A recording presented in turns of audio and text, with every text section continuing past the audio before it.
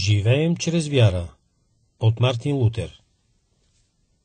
Защото в благовестието се открива правдата, която е от Бога чрез вяра към вяра, както е писано: праведният чрез вяра ще живее.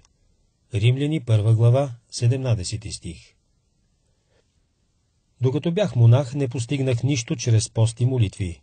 Причината беше, че нито аз, нито някой от другите монаси признаваше своите грехове и липса на преклонение пред Бога.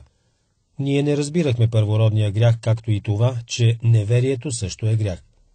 Ние вярвахме, че без значение какво хората вярват и учат, никой не може да бъде сигурен в Божията любов и милост.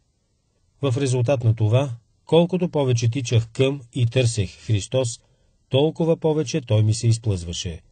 Когато осъзнах, че единствено чрез Божията благодат мога да бъда просветен и да получа вечен живот, аз работех усърдно, за да разбера какво казва апостол Павел в посланието до римляните, 1 глава, 17 стих.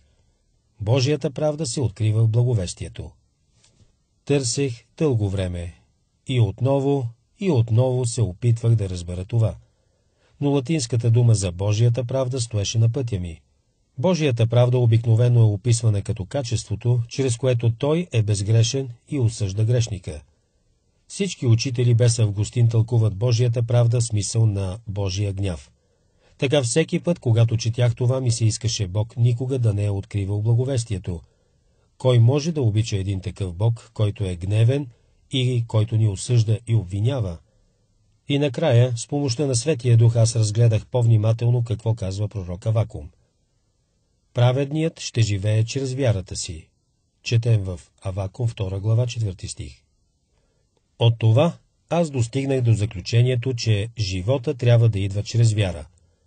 По този начин аз приложих абстракцията към нещо конкретно, както казват в училище. Свързах концепцията за праведността с човека, който става праведен. С други думи, човек става праведен чрез вяра. Това отвори цялата Библия и дори небето за мен.